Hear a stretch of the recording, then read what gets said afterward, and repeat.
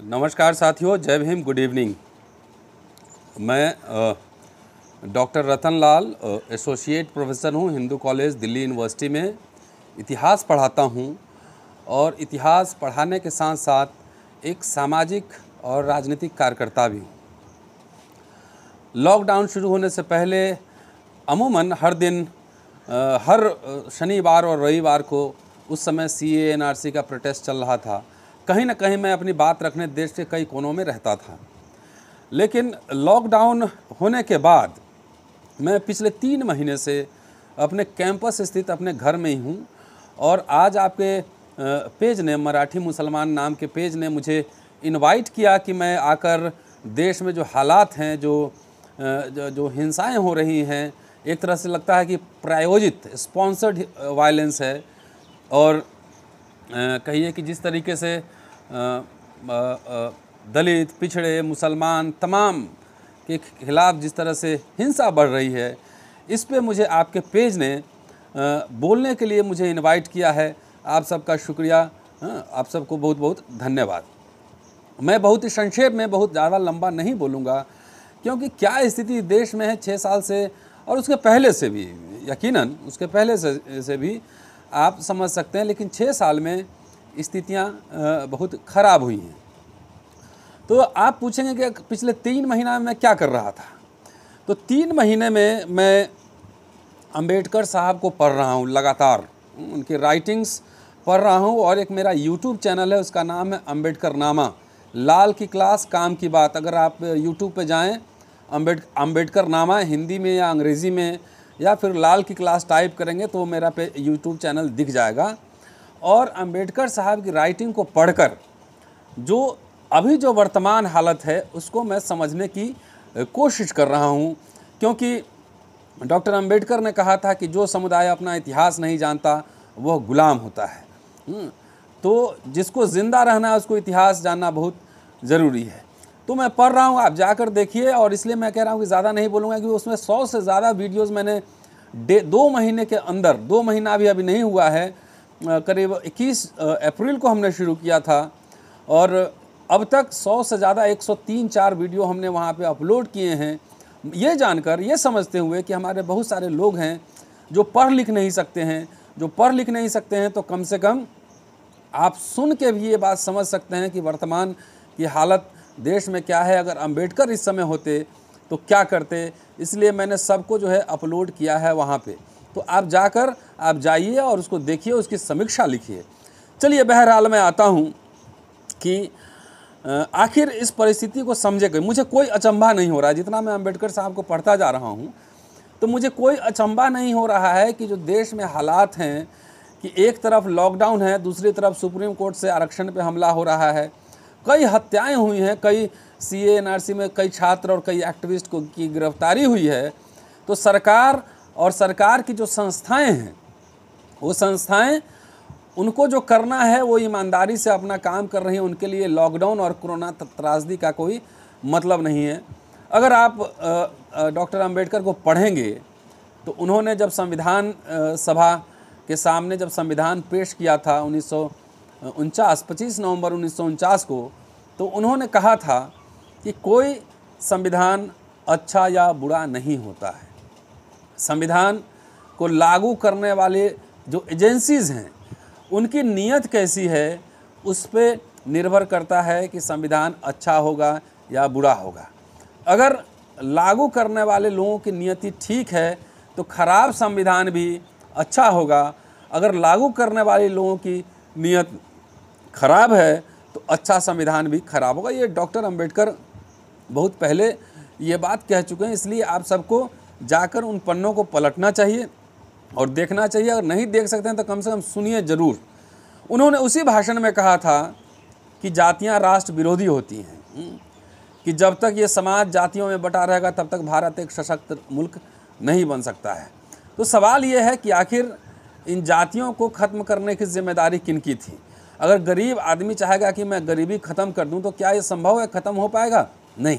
उसी तरीके से जो समाज के सबसे हाशिए पे है, वो अगर चाहेगा कि हम जाति ख़त्म कर दे, वो जाति ख़त्म नहीं कर सकता है। जो समाज के शीर्ष पर हैं वो लोग जब तक इसके ख़त्म करने का उन्मूलन नहीं करने का नहीं चलाएंगे तब तक ये ख़त्म नहीं हो सकता है। तो जातियाँ कोई निर्धन ब्राह्मणों ने नहीं बनाई है, जातियाँ पढ़े लिखे ब्राह्मणों ने बनाई है। तो जब तक जाति व्यवस्था का उनको लाभ मिलता रहेगा तब तक ये जातियाँ बनी रहेंगी। और ये समझिए कि 2000 साल पुष्यमित्र शुंग के बाद जो है अभी जो लोग सत्ता में हैं उनको लगता है कि अब स्वर्ण युग उनका आ गया है, गोल्डन एज आ गया है। और मनमाने तरीके से कई बार अटल बिहारी वाजपेयी ने भी एक बार कहा था कि राजधर्म का पालन नहीं होता है। तो ये समझने की बात है, मुझे कोई आश्चर्य इसमें नहीं हो रहा है कि जो यही करेंगे ही। इनको अगर दलित मारना है, मुसलमान मारना है, पिछड़ा मारना है, सब कुछ करना है, वो ईमानदारी से कर रहे हैं और राज्य वहाँ पे कोई एक्शन नहीं ले रही है। जो लोग भी इनकी नीतियों के खिलाफ आवाज़ उठा रहे हैं उनके ऊपर मुकदमे हो रहे हैं, केस दर्ज किए जा रहे हैं, उनको जेल भेजा जा रहा है। और कई हत्याएं तो उत्तर प्रदेश, महाराष्ट्र, बिहार सब जगह हम लोग देख रहे हैं, लगातार हत्याएं हो ही रही। बहरहाल मैं थोड़ा ऐतिहासिक दृष्टिकोण से समझने की और आपको बताने की कोशिश करता हूं कि आखिर ख़ास तौर से जो 85% का जो लोग नारा लगाते हैं, 85% होने के बाद भी आप इतने उत्पीड़ित, इतने सताए हुए क्यों हैं। तो एक दलित और मुसलमान के संबंध में डॉक्टर अंबेडकर ने एक दिलचस्प बातें उन्होंने लिखी हैं। और लिखते हैं, ज़रा गौर से सुनिएगा कि जहाँ तक नंबर का सवाल है, संख्या का सवाल है, कुछ प्रांतों के गांव में मुसलमान की स्थिति भी अछूतों जैसी है। वे भी गांव में बिखरे हुए हैं और कुछ गांव में तो उनकी संख्या अछूतों से भी कम है। फिर भी मुसलमानों को अछूतों की भांति हिंदुओं से असुविधाएं और अपमान नहीं झेलने पड़ते हैं। यह कुछ विचित्र सी बात है, क्योंकि हिंदुओं और मुसलमानों के बीच भी उतना ही गहरा मनमुटाव है जितना कि हिंदुओं और अछूतों के बीच है। लेकिन दोनों के प्रति व्यवहार में एक अंतर है, और अंतर है वो लाभ के कारण है। तो जो लाभ कहते हैं कि मुसलमानों को मिलता है और अछूतों को नहीं मिलता है, और अब के संदर्भ में शायद अंबेडकर होते तो कहते हैं दोनों को नहीं मिलता है, लेकिन उस ज़माने में 30 के दशक में लिख रहे थे। तो कहते हैं इस लाभ की को डिफाइन करते हुए, व्याख्या करते हुए कहते हैं कि सभी प्राचीन समाज का एक नियम था कि अजनबी पवित्र होता है। अजनबी को क्यों पवित्र माना गया, क्यों पवित्र और उसके व्यक्तित्व को क्यों अलंघनीय माना गया, इसका वास्तविक कारण यह था कि वह विरोधी समूह का होता था और उसे यदि कोई क्षति पहुंचाई जाती तो निश्चित था कि रक्तपात होता ही। रक्तपात के भय के कारण ही अजनबी के प्रति मेहमान का रुख अपनाया गया, मेहमान उसको माना गया। यही बात गांव के मुसलमानों पर भी लागू होती है। हिंदुओं की नज़र में वह अजनबी होता है, लेकिन हिंदू उसे छेड़ने की हिम्मत नहीं करते, क्योंकि वे जानते हैं कि यदि उसे क्षति पहुंचाई गई तो प्रतिशोध में मुसलमान हिंदुओं का खून बहा देंगे। कि मुसलमानों और हिंदुओं के बीच सांप्रदायिक दंगे होते हैं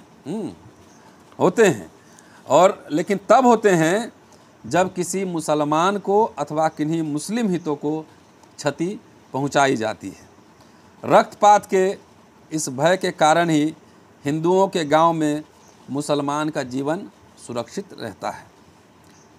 कि मान लेते हैं कि ये अजनबी है, अजनबी से डर का एक भाव है।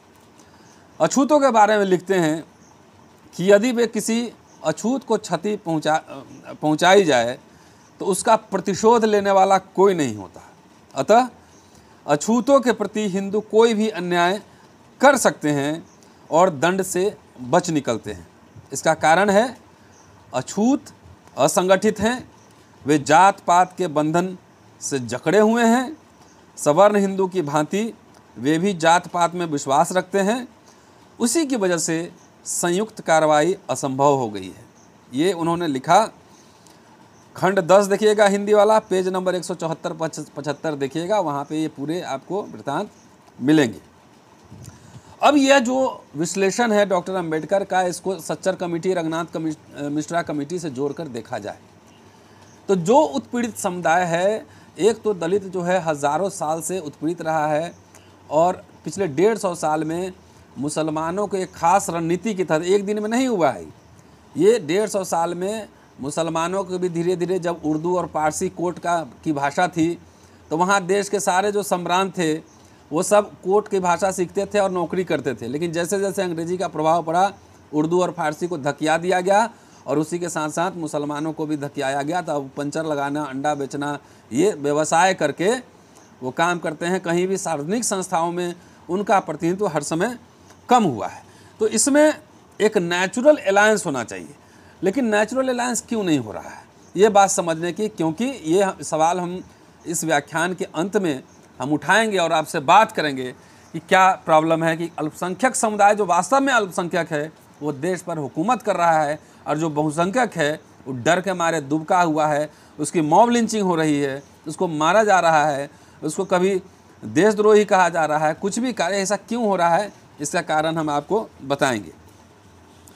अब चलिए, अछूतों के बारे में बड़ा दिलचस्प सब लिखते हैं, और मैं आपको यकीन दिलाता हूँ कि मैं पढ़ा हूँ, अभी साइमन कमीशन पढ़ा हूँ, गोलमेज सम्मेलन पढ़ा हूँ, सारा पढ़ा हूँ, उसके बाद कैबिनेट मिशन पढ़ा हूँ।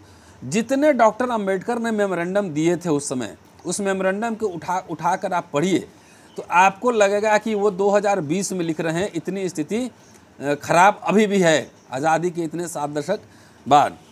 अछूतों के बारे में लिखते हैं कि गांव के जो अछूत हैं अधिकांशतः या तो गांव के सेवक हैं या भूमिहीन मजदूर। जब भी अछूतों में और सवर्ण हिंदुओं में कोई मतभेद होता है तो उनका पहला काम यह होता है कि अछूतों की रोटी और कटाई के हिस्से का अनाज उन्हें नहीं देते। वे अछूतों को किसी काम पर भी नहीं लगाते। नतीजा यह होता है कि संघर्ष करने वाले अस्पृश्यों को भूखमरी का सामना करना पड़ता है। जब भी सवर्णों को लगता है कि अस्पृश्य अहंकारी या शरारती हो रहा है, उसकी बात नहीं मान रहा है, तो वह इस आर्थिक स्थिति का भरपूर लाभ उठाता है। सर्वाधिक सामान्य और प्रभावी हथियार यह है कि अपराधी कोट अनकोट अपराधी अस्पृश्यों के पूर्ण बहिष्कार की घोषणा कर दी जाती है। कि सामाजिक बहिष्कार, इन्होंने साइमन कमीशन में भी ये बात लिख के दी है, बार बार ये कहते हैं ये बात। गांधी जी उस समय बोले थे कि 5 साल टाइम दीजिए, 5 साल में हिंदू का प्यूरिफिकेशन हो जाएगा, वो आत्म प्रायश्चित कर लेंगे। लेकिन 70 साल हो गया, आज गांधी रहते तो हो सकता है गांधी और अम्बेडकर एक ही साथ मिलके लड़ते रहते, एक साथ एक मंच पर होते। आगे लिखते हैं कि तमाम तरह के आर्थिक नाकेबंदी, हिंसा और सामाजिक बहिष्कार को देखते हुए हम नहीं कह सकते कि अछूतों के दमन के लिए इस सामाजिक बहिष्कार से भी अधिक कोई प्रभावी हथियार खोजा जा सकता है। खुली हिंसा का उपाय भी इसके सामने फीका पड़ जाता है, क्योंकि इसके अति दूरगामी और घातक प्रभाव पड़ते हैं। यह अधिक खतरनाक है क्योंकि सहमति पर आधारित आज़ादी के सिद्धांत से संगत वैध उपाय के रूप में यह चलता रहता है, अंडरस्टैंडिंग के ऊपर चलता रहता है। हम सहमत हैं कि बहुसंख्यकों सवर्ण हिंदुओं के इस अत्याचार को सख्ती से कुचला जाए, यदि वाकई हम अछूतों को उनके उद्धार के लिए वाणी और कर्म की आवश्यक आज़ादी की गारंटी देना चाहते हैं। और अब सबसे महत्वपूर्ण सवाल जो उस समय अंबेडकर लिख रहे थे, और अधिकारी न्यायालय और तमाम जो प्रशासन है उसके बारे में लिख रहे थे, और उसको सोचिए इस समय यह कारण नहीं है कि यहाँ लॉकडाउन है, सुप्रीम कोर्ट जो कह देता है कि आरक्षण ये नहीं है वो नहीं, तमाम तरह के जजमेंट्स आ रहे हैं, यह कारण नहीं। तो क्या लिखते हैं आप सुनिए, जज के बारे में और प्रशासन के बारे में, कि ज़्यादातर अधिकारी अछूत विरोधी और हिंदू समर्थक होता है। जब भी उसे अपने अधिकार या विवेक का प्रयोग करना होता है तो वह उसका प्रयोग पूर्वाग्रह से अस्पृश्य के विरुद्ध करता है। पुलिस, मजिस्ट्रेट और कर्मचारी अक्सर भ्रष्ट होते हैं। यदि केवल भ्रष्ट हो तो स्थिति संभवतः उतनी खराब न हो। क्योंकि भ्रष्ट अधिकारियों को कोई भी पक्ष खरीद सकता है। लेकिन दुर्भाग्य यह है कि पुलिस कर्मचारी और मजिस्ट्रेट भ्रष्ट होने की अपेक्षा अधिक पक्षपातपूर्ण होते हैं। हिंदुओं के प्रति उनके इस पक्षपातपूर्ण और अछूतों के प्रति विरोधपूर्ण रवैये के कारण ही अस्पृश्यों को, अछूतों को न्याय और सुरक्षा नहीं मिल पाती। एक के प्रति पक्षपात और दूसरे के प्रति विरोध का कोई निदान नहीं है, क्योंकि यह सामाजिक और धार्मिक नफरत की भावना पर आधारित है, जो हर सवर्ण हिंदुओं में जन्मजात होती है।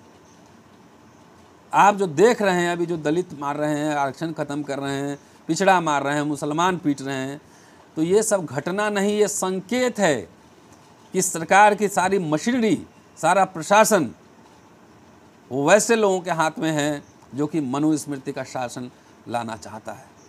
एक और दिलचस्प बात कहने के बाद मैं अपनी बात को ख़त्म करूंगा, और मैं आपसे कहना चाहता हूं, आखिर जो बात वो कह रहे हैं कि आखिर ये हिंसा क्यों बढ़ती है, तो लिखते हैं कि एक हिंदू को क्या आघात पहुंच सकता है यदि एक अस्पृश्य साफ कपड़ा पहने, यदि वह अपने घर पर छत डालता है, यदि वह अपने बच्चों को स्कूल भेजना चाहता है, यदि वह अपना धर्म बदलना चाहता है, यदि वह अपने बच्चों को यदि वह अपना सुंदर एवं सम्मानीय नाम रखना चाहता है, यदि अपना वो घर का दरवाज़ा मुख्य सड़क की ओर खोलना चाहता है, यदि वह कोई पद लेना चाहता है, प्राधिकार वाला कोई पद लेना चाहता है, भूमि खरीदता है, व्यापार करता है, आर्थिक रूप से स्वतंत्र हो जाता है और उसकी गिनती खाते पीते लोगों में होती है, अगर ये सब होता है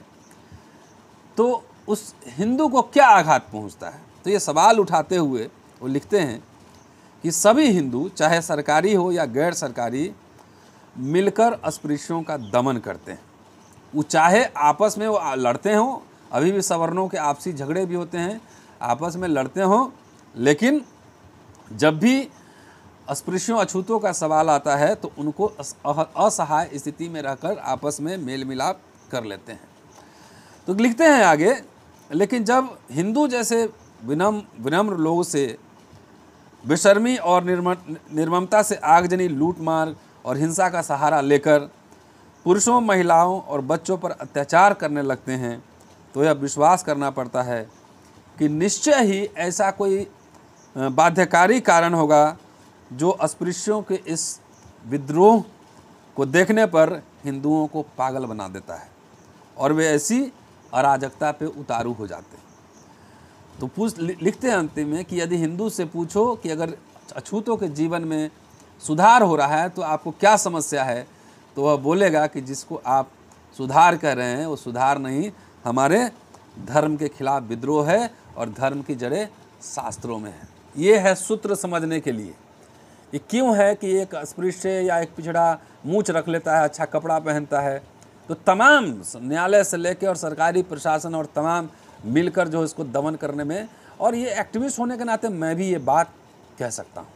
तो ये मैंने एग्जाम्पल इसलिए आपको कोट किया कि इससे आपको समझने में सहूलियत होगी कि जो अभी जो संस्था, अब रोज़ सैकड़ों मर्डर हो रहे हैं, सैकड़ों कुछ हो रहा है, केसेस हो रहे हैं, मर्डर भी हो रहे हैं, केसेस भी हो रहे हैं, आरक्षण भी जा रहा है, सरकार अपनी पॉलिसीज ला रही है। अब एक एक चीज़ को घटना मत समझिए, इसको संकेत, तो उसको पूरे टोटालिटी में समझना है। तो टोटालिटी की जड़ यहाँ है जहाँ डॉक्टर अंबेडकर ने लिखी थी।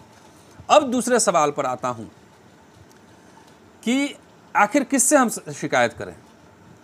कि एक कहते हैं, एक शेर है कि हमें तो अपनों ने लूटा है, गैरों में कहाँ दम था, अपनी कश्ती वहाँ डूबी जहाँ पानी कम था। ये हमारे जो नेता हैं, डॉक्टर अंबेडकर कई तरह का बहिष्कृत हितकारिणी सभा चलाते थे, चंदा मांग मांग के उन्होंने स्कूल खोले, कॉलेज खोले, उन्होंने अखबार निकाले, तमाम कुछ निकाले, संस्थाएं बनाई। डॉक्टर अंबेडकर कहते थे कि शिक्षा शेरनी का दूध है, जो पिएगा उधार है। तो कौन सी शिक्षा? तो हमारे बहुजन जमात के लोगों ने, हमारे नेताओं ने कोई संस्था नहीं बनाई, कोई स्कूल नहीं बनाए। लीडर स्कूल कॉलेज में पैदा होते हैं, चुनाव में पैदा नहीं होते हैं। हमारे नेताओं की निकम्मेपन की वजह से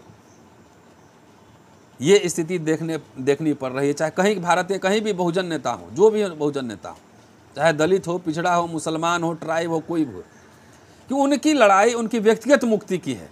तो व्यक्तिगत मुक्ति की वजह से समाज की जो है पूरी अव्यवस्था हो रही है, समाज के हक हकूक मारे जा रहे हैं। लोहिया कहते थे कि जब सड़क सुनसान हो जाएगी तो संसद आवारा हो जाएगा। तो सड़क सुनसान नहीं हो, ये किसकी जिम्मेदारी है? नेताओं की जिम्मेदारी है पार्लियामेंट्री डेमोक्रेसी में। मैं तो लगातार all India schedule caste federation जो अंबेडकर साहब की पार्टी थी उसका मैंने पूरा पढ़ा है मैनिफेस्टो। हमारे नेता चुनाव के दिन आते हैं, 5 साल कोई काम नहीं करते हैं। हमारे नेताओं ने न कोई इतिहासकार पैदा किया, न सोशल साइंटिस्ट पैदा किया, न शोध संस्थान बनाया, न कॉलेज बनाया, कुछ नहीं बनाया। तो इसलिए संविधान कोई बदला नहीं जाएगा, संविधान ऑलरेडी बदल चुका है। और उसकी जगह मनुस्मृति का एक, आपको कभी घोषणा नहीं होगी कि हम संविधान बदल रहे हैं, कभी घोषणा नहीं की जाएगी कि संविधान बदल रहे हैं, लेकिन संविधान को बदल दिया जाएगा, बदल चुका है। कहते हैं कोई माई का लाल है कि जो आरक्षण को छू कर देख ले, लेकिन धीरे धीरे सब कुछ बेच दे रहे हैं। तो कहाँ मिला आरक्षण? कुछ नहीं मिला। तो हमारे नेता अपने नेताओं से सवाल पूछिए, जो भी बहुजन नेता उनसे सवाल पूछिए। जब तक उनसे सवाल नहीं करेंगे, जब तक उनको आप कटघरे में नहीं खड़े करेंगे, तो आजकल हमारे नेता ट्विटर खेल रहे हैं। जब तक उन सड़क पे नहीं उतरेंगे, इन जनवादी मुद्दों पे वो सवाल नहीं उठाएंगे, तब तक आपके हक हकूक, कहते हैं ना कि जो समाज जिंदा रहता है उसी की राजनीति भी जिंदा है। तो समाज को अगर जागृत, अंबेडकर जब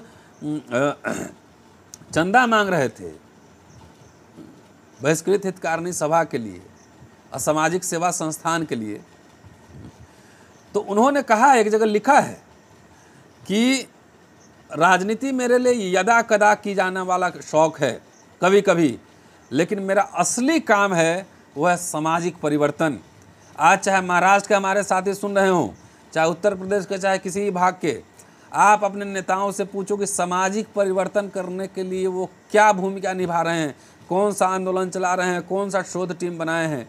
साथियों, ये सब समझने की बात है। और मुझे लगता है कि मैंने ज़्यादा समय लिया, और आप, एक अपील आपसे भी करना चाहता हूं कि आप हमारे YouTube पे जाएं, अंबेडकर नामा हिंदी या अंग्रेजी में टाइप करें, और वहाँ पर आप हिंदी में भी लिख सकते हैं, लाल की क्लास भी टाइप करें, लाल की क्लास काम की बात, वहाँ पे जाएं। सैकड़ों वीडियो वहाँ पे इसी मुद्दे पे मिलेंगे, और आप एक एक वीडियो को सुनिए। आप पढ़ नहीं सकते हैं तो गंभीरता से सुनिए।